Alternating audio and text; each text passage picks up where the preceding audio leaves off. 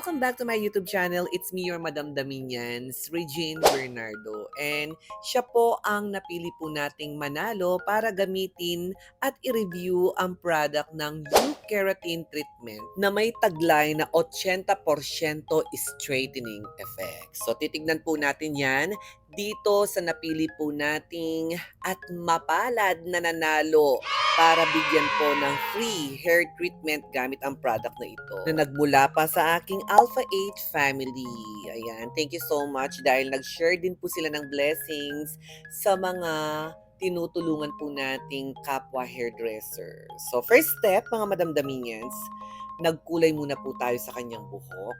So ang dati po niyang buhok is nagpa-color plus reband. Kaya tumubo na yung kanyang natural curly hair kaya hindi na po natin may iwasan kapag natural curly hair ka, tutubo at tutubo pa rin yun. Sa mga oras na ito, ayan, bisibisihan na po ang Team Reginians at meron pong nagchichismisan.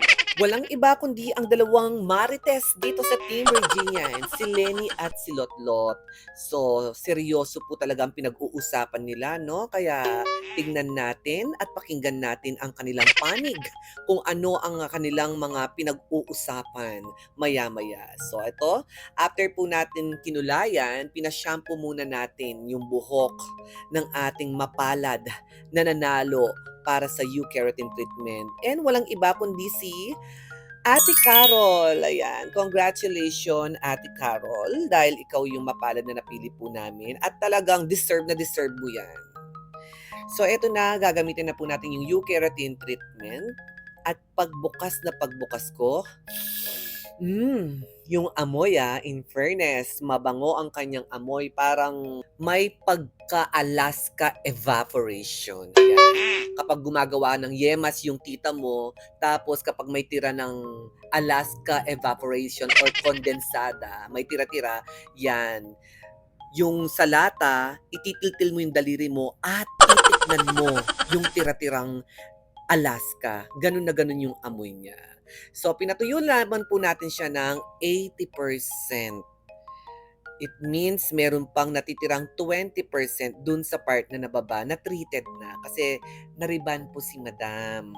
Kaya perfect itong treatment para sa kanya. And in-explain ko naman din sa kanya na yung treatment na gagawin namin dahil first time ko gagawin ito dito sa Team Reginian sa aming salon at sa ganitong uri pa ng buhok ko siya gagamitin kasi gustong-gusto kong makikita yung pinaka final result niya para ma-review ko rin po yung treatment na ito, yung product na ito galing sa aking Alpha 8 family. So, nakita ko naman po sa other reviews po na gumagamit ng U-Keratin treatment is bet na bet nila kasi nire-restore ito yung mga nagda-damage na buhok. And perfect na perfect para kay Ate Carol ang treatment na ito. Pero sinabi ko sa kanya na, ay, diba? May sumisilip.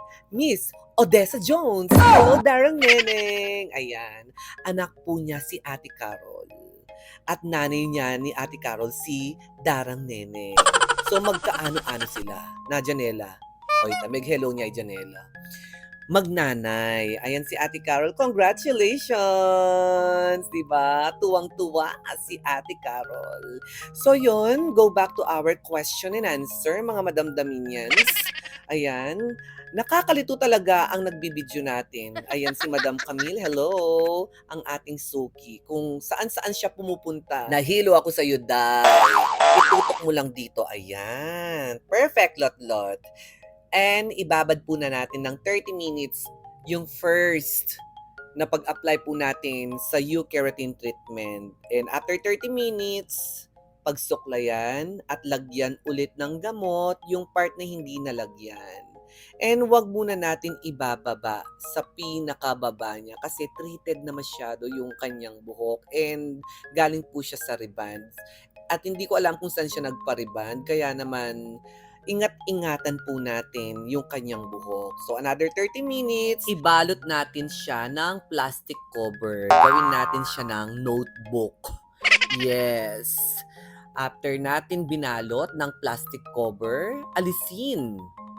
So, may ningal-ngal yung pali. Pero, still mabango pa rin. In fairness kay U-Keratin, I love the smell.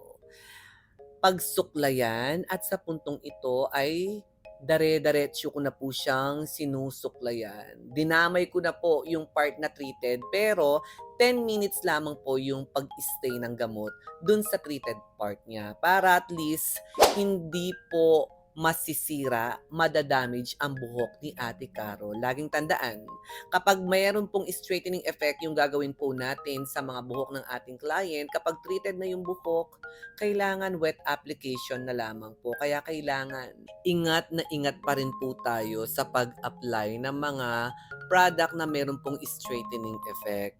Kapag super damaged na po yung buhok, kailangan wet application na lamang po. And marami pong mga products na pwede pong gawin kapag super delikado na po yung buhok. And after 10 minutes, totality isang oras at 10 minutes lamang po. Yes, kasi nga, inaalalayan ko yung part sa dulo ng buhok ni Ate Caro. Ipapabanlaw po natin ng 30% lamang po. Yes, tama po kayo. Yung procedure na ginawa ko po is para pong nag-protein straight band po tayo. Ayan, si Allerence, Allergy, ang nagbanlaw sa kanya. At bago po tayo mag-proceed sa pagpaplansya, isprayan muna natin ng Cysteine to go. Ala na yata ang laman. Oy, tanap na pantaya kasi sayang naman. Ang kagandahan kay Cysteine to go, pwede nyo pong gamitin ito araw-araw kung ikaw ay mapagplansya, mapag-blow dry at mapagligo ng maligamgam na tubig. Pwede po sa inyo ito. After nyo pong naligo, ayan, ganyan lang po. Sprayan nyo lang or pwede po pigamat-gamatan tapos lagay po kayong dulu-duluan na ng buwak-buwakan nyo.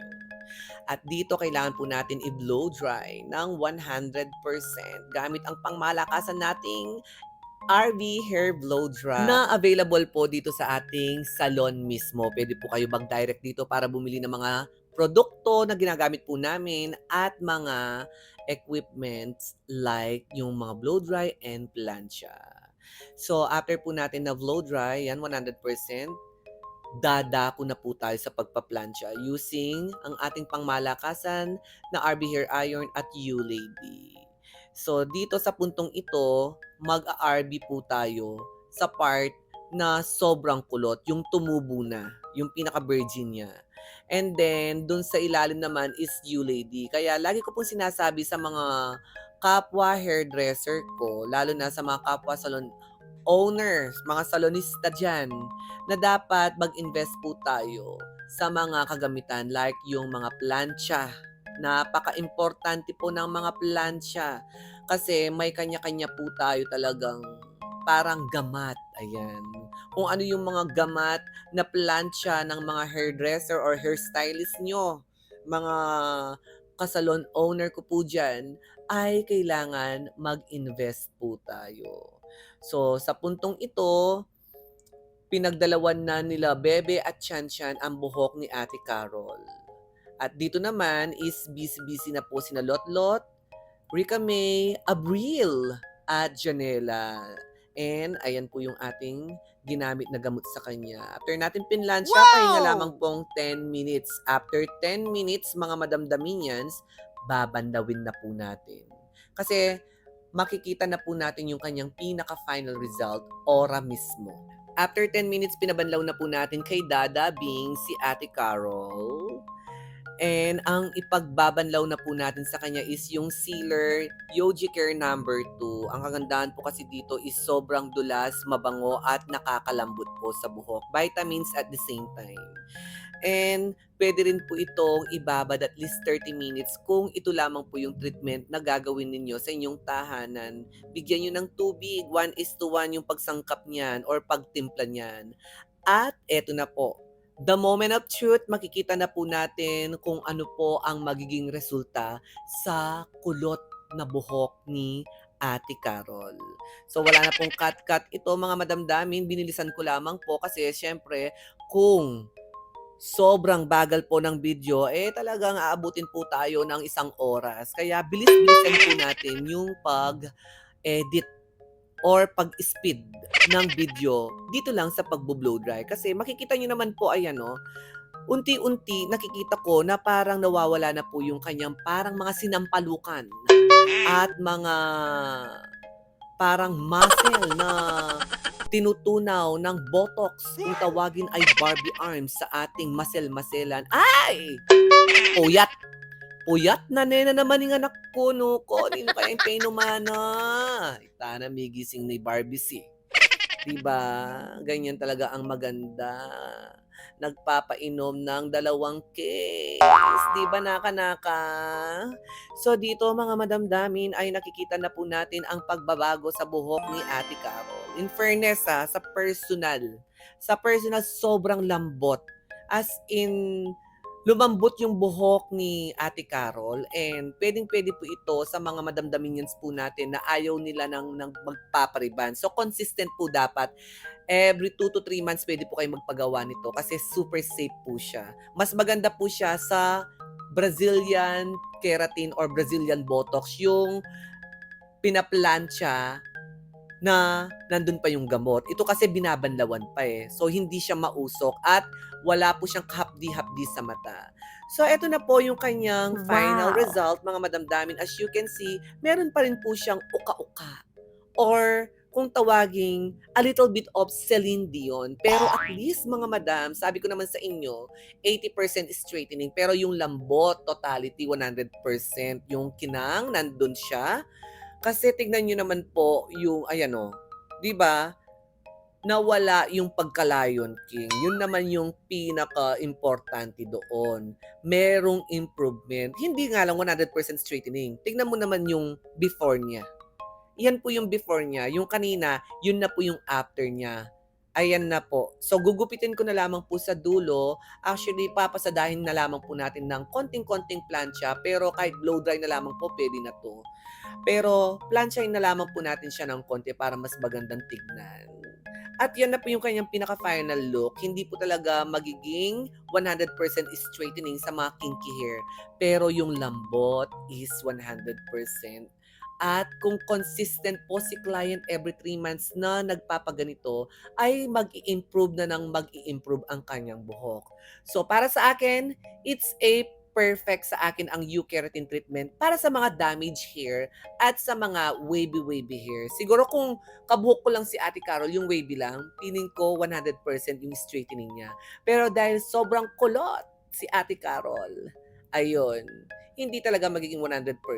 At hanggang dito na lamang po mga madamdamin niya. See you on my next vlog. Huwag kalimutan mag-subscribe at mag-ring the bell! La, la, la.